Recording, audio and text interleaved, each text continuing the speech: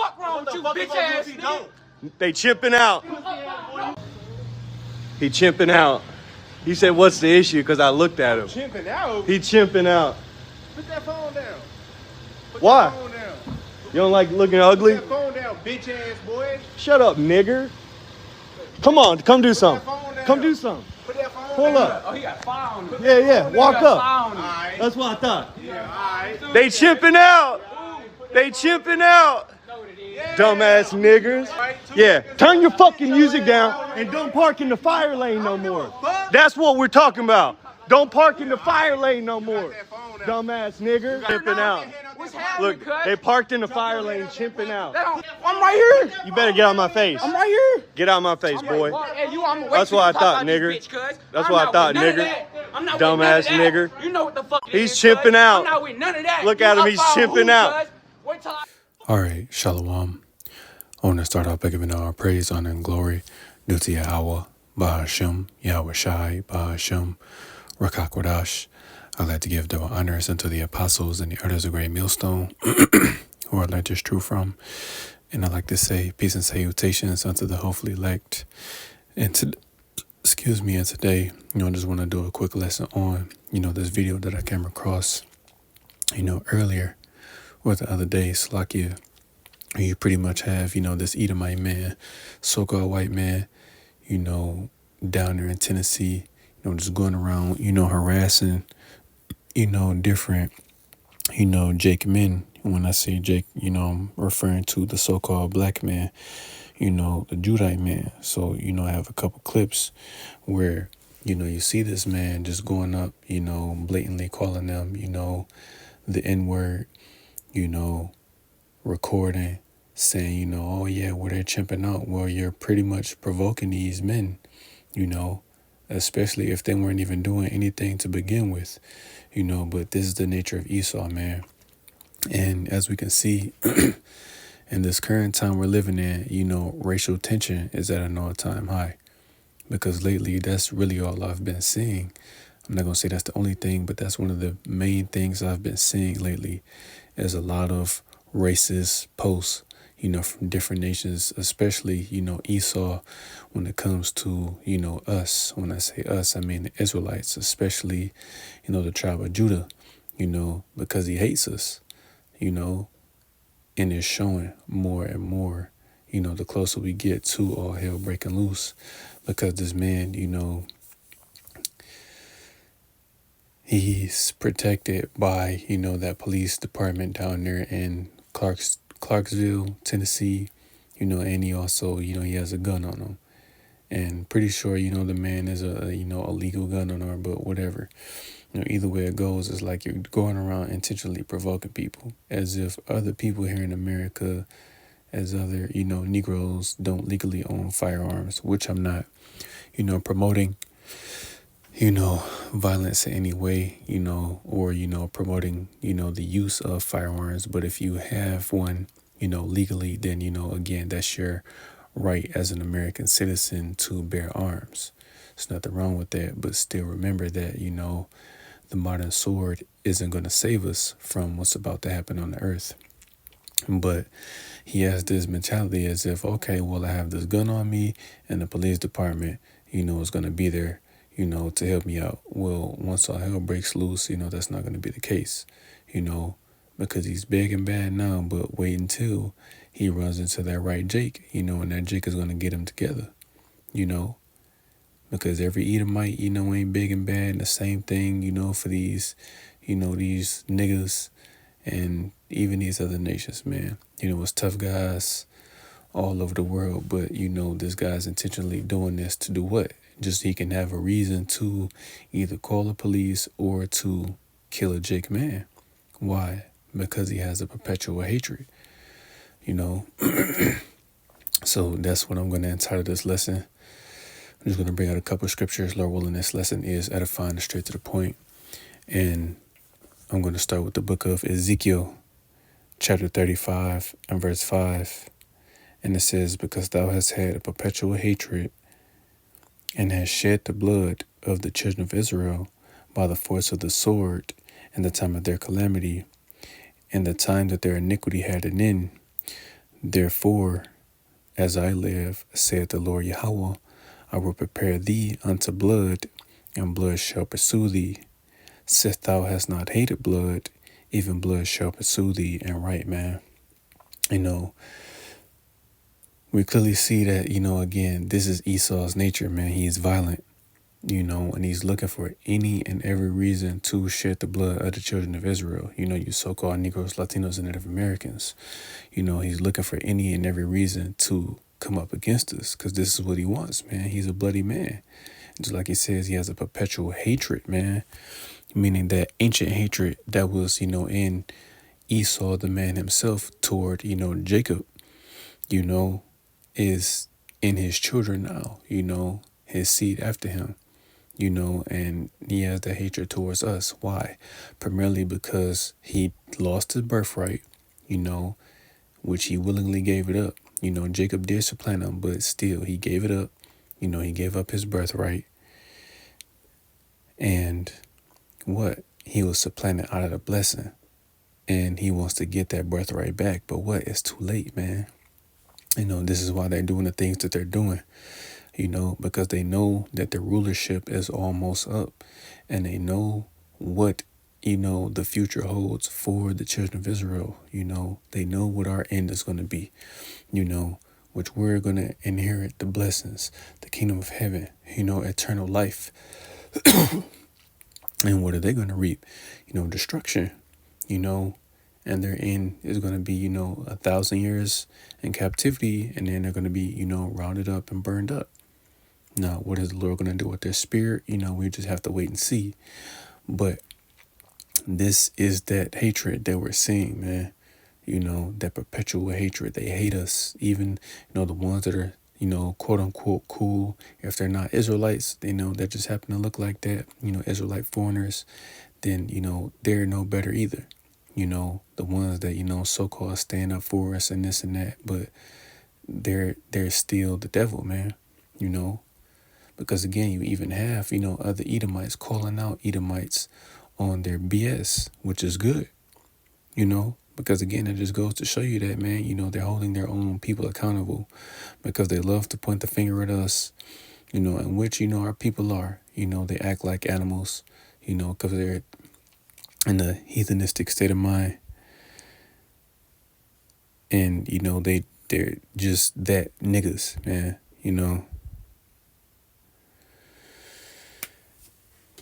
And this is why, they talk, shit about us because we're in the lowest state. And then they know who we are. Even, there's certain of them, that don't know that we are the biblical Israelites, but in their spirit, they know. The elites definitely know who we are.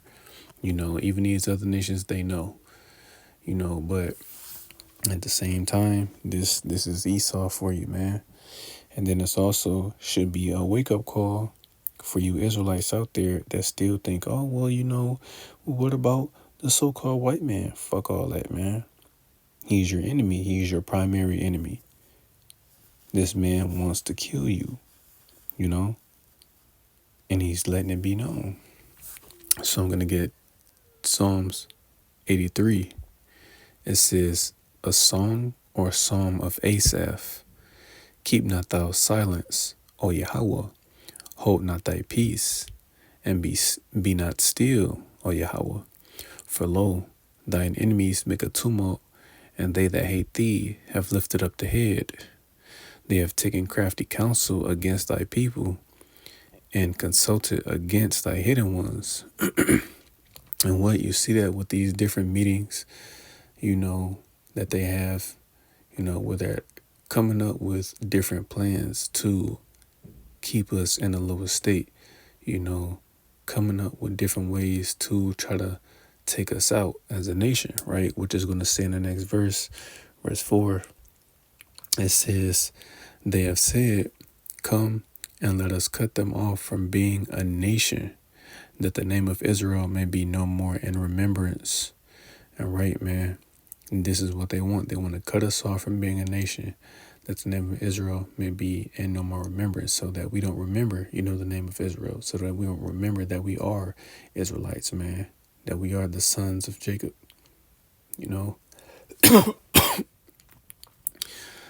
Slakia. Verse 5, it says, for they have consulted together with one consent. They are confederate against thee. It says, excuse me, and it's going to list the different nations, right? It says, the tabernacles of Edom, and lists Edom first. Who is Edom? The so-called white man. You know, the Edomites, they hate you. This is your primary enemy right here. Edom, man. And just with this one video alone, you know, it shows the hatred that this man has. But what did he say? Oh, I'm not racist, but you're just going around calling random Jakes the N-word, but you're not racist. Like, stop playing. You know, you're just looking for a reason.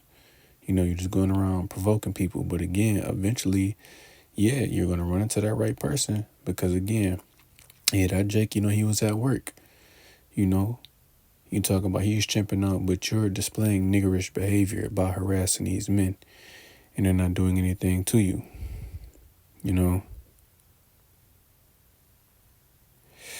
But again, like I say, he's going to run into that right person. And they're going to get them together. You know. But I'm going to read verse 6 again. It's Psalms 83 and 6. It says, the tabernacles of Edom, this is the primary nation that is your enemy. It says, and the Ishmaelites, the Arabs of Moab, the so-called Chinese, and the Hagarenes, Ham, you know, Gabal, and Ammon, the Japanese, and Amalek, the yarmulke wearers, you know, the people with the white flag with the blue star on it, them. It says the Philistines with the inhabitants of Tyre or Tyre, Ashur or Assur also is joined with them. They have Hopin, the children of Lot, Salah. And yeah, man, these are all the nations that hate us, which is every nation, because there's 18 nations of people on this earth. But what? You know, all of these nations are against one nation, which is who? The Israelites. Why? Because we outnumber all of them. Does it not say in the scriptures that Israel should be at the sand of the sea? You know? They can't number us, man. So therefore, you know, they see that we're a great nation, but they fear us, you know, because they know that once we get back in power, then they'll no longer be able to, you know, rule over us. So, not to ramble, you know, too much, but again, this is just the nature of Esau, man, that he's looking for any reason to come up against us.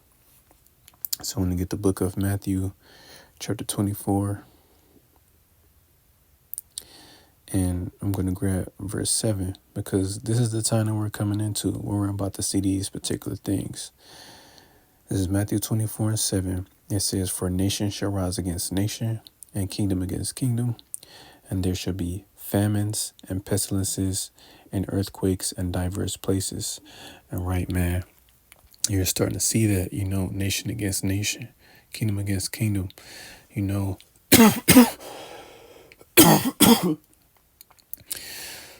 Slakia, you know, but again, a civil war is about to take place very soon, where these different nations are going to be against each other, you know, but primarily who? Jacob and Esau. And when I say Jacob, I'm referring to the Israelites, and Esau referring to the nation of Edom as a whole, you know, because this is what he wants. He wants to take us out. He doesn't have a long time left. And let me grab that. In the book of Revelation, chapter 12, and verse 12. And it says, therefore rejoice, ye heavens, and ye that dwell in them.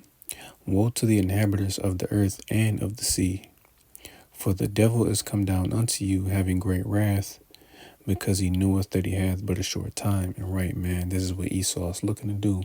He was looking to come down upon us, having great wrath. Why? Because he has a short time left to rule.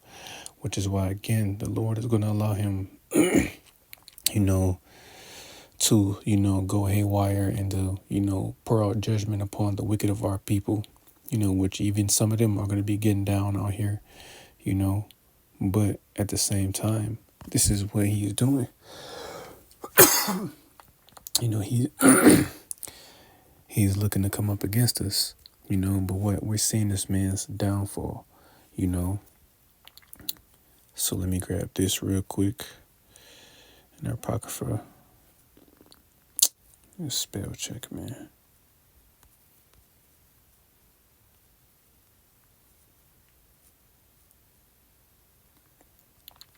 So this is Sirach chapter 25 and verse 7. And it says, there be 9 things which I have judged in mine heart to be happy, and the 10th I will utter with my tongue. Says a man that hath joy of his children, and he that liveth to see the fall of his enemy. And right, man, you know, to us, you know, the men of the Lord, like, yeah, you know, it could be frustrating sometimes, you know, to see, you know, just the hatred, the sheer hatred that these people have toward us. But what? We're still rejoicing. Why? Because we're seeing the downfall of our enemies, man. We're living to see the downfall of our main enemy, which is who? Edom. You know, we're in their kingdom. We're in their current rulership, man, and we're seeing their kingdom fall, right? And Esau is upset about that. You know, and to back that up, let me grab 2nd Esdras, chapter 6 and verse 9. And it says, for Esau is the end of the world, and Jacob is the beginning of it that followeth. And right, man, we're seeing the downfall of our enemies. Esau is the end of the world, meaning, you know, he's the end of this current age, this current rulership. Then what? Once Esau goes down, Jacob is going to be risen up, you know. Israel will be, you know, made a praise in the earth again, man. We're going to have all the other nations in subjection, you know. We're never going to go off. We're never going to sin again. You know, we're going to be perfect. We're going to be immortal, you know. And our kingdom will be forever, while all of these other kingdoms, you know, only rule for a certain amount of time, you know. So, again, Esau Edom, he's going to have his, you know, his fun. You know, in these last days, he's going to clip a couple jakes, but just understand that this man is your enemy, and he's looking for any reason, so don't feed into it, you know, and I'm speaking to myself as well, man, you know, because he's looking for any and every reason to take us out. So I'll end it with this. This is the book of 2nd Esdras, chapter 16 and verse 71, and it says, they shall be like madmen, sparing none, but still spoiling and destroying those that fear the Lord. And right, man, they're going to be like madmen out here. They're not going to have regard for the young, the old, you know, whatever. You know, they're just going to, you know, they're going to be doing their thing out here, you know, unaliving a lot of people. And right now, they're just looking for any reason to come up against us, you know, and we're seeing that hatred. So just, you know, we have to, this is why we need the Lord. This is exactly why we need the Lord, man, because this man carnally is too powerful for him. But what? Spiritually, it's nothing he can do with us, you know. So Lord willing, this lesson was edifying. I want to give all praise, honor, and glory due to Yahweh, Bahashem, Yahweh Shai, Bahashem, Rakakwadash. I'd like to give double honors unto the apostles and the elders of Great Millstone, who I learned this truth from. And I'd like to say peace and salutations unto the hopefully elect. Till next time I say shalom. Shut up, nigger. Come on, come do something. Come do something. Put that phone Pull down. up. Oh, he got found. Yeah, walk up. Found. Alright. That's what I thought. Yeah, alright. They chimping out. They chimping out. Dumbass niggers. He's out of Clarksville, Tennessee. This is his profile, and this is the business that he claims he owns. And he's walking around with the understanding that the Clarksville Police Department will protect him. I'm proud of You think I'm never safe? I'm proud of I think the Clarksville Police Department thinks I'm pretty safe. I don't give a fuck. I mean, at the end of the day, you I'm pretty safe. I just want you to You're a know nick. I just want you to know you're a racist. I'm not a racist. You're not I a can racist? say what I want, though. I'm a Yeah, you're a hold on. I need everyone to tag the Clarksville Police Department. And Clarksville police, this man is intentionally disturbing the peace. He's intentionally finding people to harass them. And I am certain that there is something on the books where you can handle this appropriately. Because let's be honest, something bad might happen if this continues, and you know it. And so we are making you aware, because this has to stop. You got freedom of speech. You just don't have the freedom of consequences from your speech.